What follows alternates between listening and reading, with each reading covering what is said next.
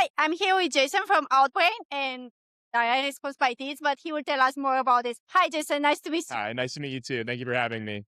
Tell me more about Teads. What it is. Everybody knows about Outbrain, but Yeah, let's sure. hear about Teads. Yeah, so last year, Outbrain acquired a company called Teads, which is a CTV video ad company. So we're able to leverage our legacy Outbrain traditional native response placements on traditional news websites like CNN, Fox News, but now we also have CTV or connected TV ads, which are up to a 2-minute video creative where it's going to show on smart TV apps like Vizio and Roku and Sony and TCL, Univision, et cetera. We have a laundry list of more, but you're showing on higher quality apps, and users are having the experience of calling in by a phone number for different lead gen, like Medicare final expense is working really well there.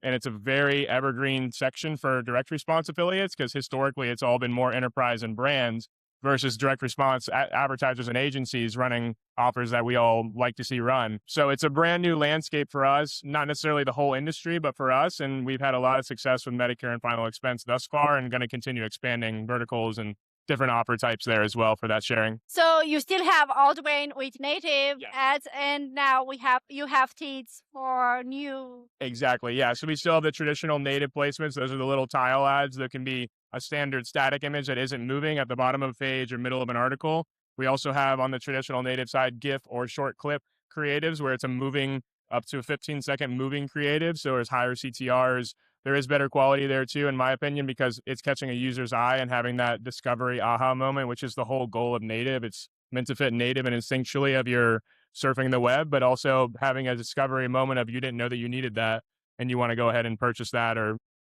submit a lead form on that too to learn more. And on Outbrain, what verticals are working better right now?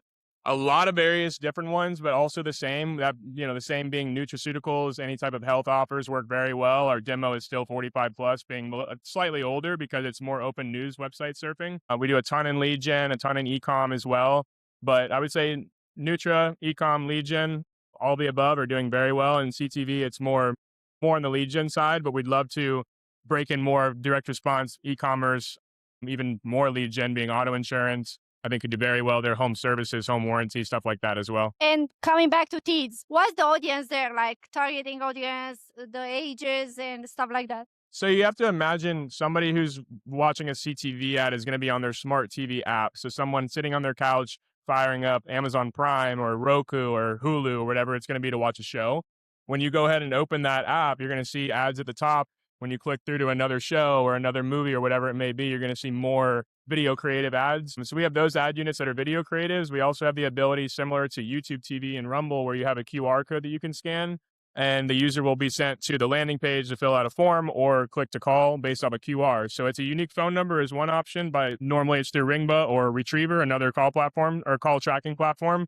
And then the QR code would be pixel-based, scanning a QR leading to a lander or a click-to-call as well. Yeah, that was my question. How do you track those CTV ads? Yeah, so it's tricky. The landscape of all of CTV, there's a gap of not having a click when you have just a phone number, right? There's different methods to the madness. It is a lot of experience and technical skill on the media buyer side to do it manually and sift through, maybe IP addresses of those converted calls or whatever it's going to be. My biggest recommendation of CTV is to break out campaigns by individual line items per app. So essentially you'd have one campaign, for example, call it 10 line items. Each line within that campaign is going to be a new app, whether that be Roku, Univision, Sony, TCL. That's how you can attribute performance more to which bigger app it's actually converting from, and then increase budgets on that line item accordingly for if it's Roku or if it's Vizio, for example. Okay, that makes sense. And what about the creatives, the videos that are running on this CTV? It's special or they can reuse something from other platforms? It's special in the sense of, you at least need to fit our specs to be for CTV, but it can be relative to like what you are running on a social. It's not the same feel as like a social vertical video type ad where it's like TikTok Meta, where it's really in your face. It's more of like it's a refined, so think of like an enterprise commercial that you see on TV normally. That's what you want to try to replicate with your CTV. It's a higher quality resolution. It has very realistic aspects to it. Some will utilize AI, of course, too, to generate those in a CGI and whatnot. But you want it to feel kind of like an infomercial or a commercial that you would normally see on TV. That was my next question. If they can use AI to generate this Yeah, of video. course. They definitely can. It's just a matter of make sure it's realistic. You know, you don't want someone that's if it's bad quality or if it's, just looks like it could be fake, and we can tell if it's fake AI, like everyone can tell that. It doesn't really, in my opinion, give a great initial user experience. So if you can use real models and real people, that would be even better. And how can people join Teads? They have to create a separate account from their Outbrain or? Yeah, that's a great question. You can come to me first and foremost, but it's two different platforms. So you have the Teads Ads Manager, which is called TAM. So that's a separate account on the Teads side. Legacy Outbrain is called Amplify. That's the platform on the traditional native side. So you have two separate accounts. The end goal for this is obviously to mesh these within one platform. It's a big tech overhaul and for product that's coming down the line. But our vision is to have one centralized platform for traditional native, CTV, and programmatic. Because as you guys may know or may not know before, we have Amplify, we have Zemanta, which is our old DSP, and then we also have Teads Ads Manager too. So essentially, we've had three different platforms running in tandem with each other. So the goal is to mesh those all under one roof and have one synchronized platform for everyone to buy on all different types of media buying.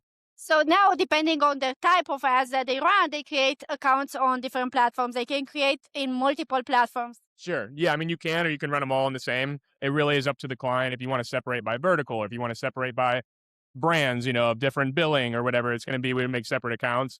But essentially, I mean, for us, it just comes down to your account management, which we pride ourselves in fast responses, making sure your settings are correct with whitelisting, giving you the highest opportunity for success out of the gate is our ultimate goal. What about the budget?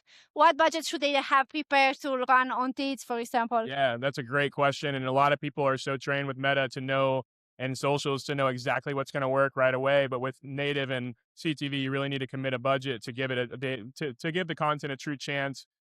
I would say minimum starting budgets, 5 to 10K a month, minimum, very minimum.